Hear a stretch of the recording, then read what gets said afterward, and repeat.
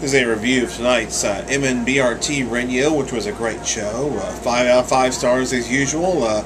The guest was Ken Gerhard. He is a cryptozoologist who is interested in all things cryptids, all cryptids, such as, of course, Bigfoot or Sasquatch, giant thunderbirds,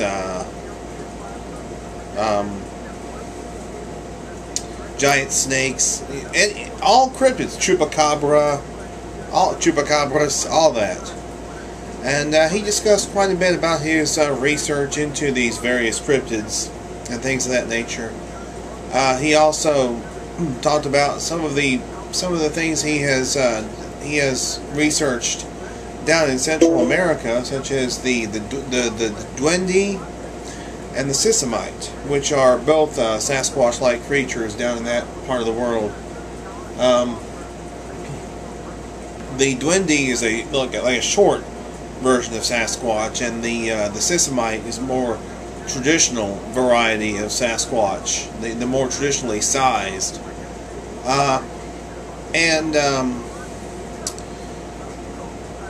He was talking about how he had found tracks down in Central America when he did his research in the country of Belize, which I found to be interesting.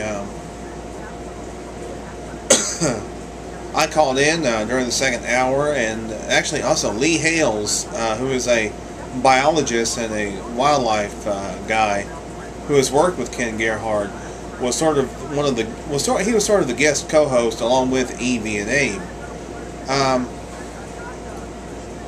Anyway, I called in and I asked Ken about the Mono Grande, and if he'd heard the story or read the story that a group of explorers had gone into a cave somewhere in South America, and then all of a sudden they had boulders raining down on them and screams coming from above, and that one man who went in there with dark hair came out with white hair from fright, and he said he had heard that story. He was very familiar with that story. I also asked him about the Bridgewater Triangle, if he was familiar with that, and familiar with some of the creatures in that region, especially the large pterodactyls, the thunderbirds. He said he was familiar with that. And I also asked him Bill Green's standard question, and he answered that for Bill. I'm sure Bill can sleep peacefully tonight. He's had his standard question asked and answered on the air. Then I asked him if he was familiar with the Kenmore structure, referring to the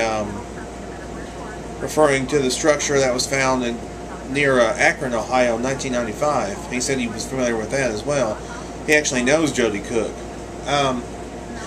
What prompted that question was the fact that Ken was talking about some of the recent activity and sightings near San Antonio, Texas, which is where he lives, back last fall and last winter.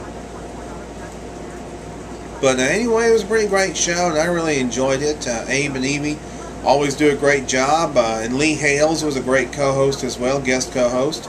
5 out of 5 stars, like I said, Abe. Great show.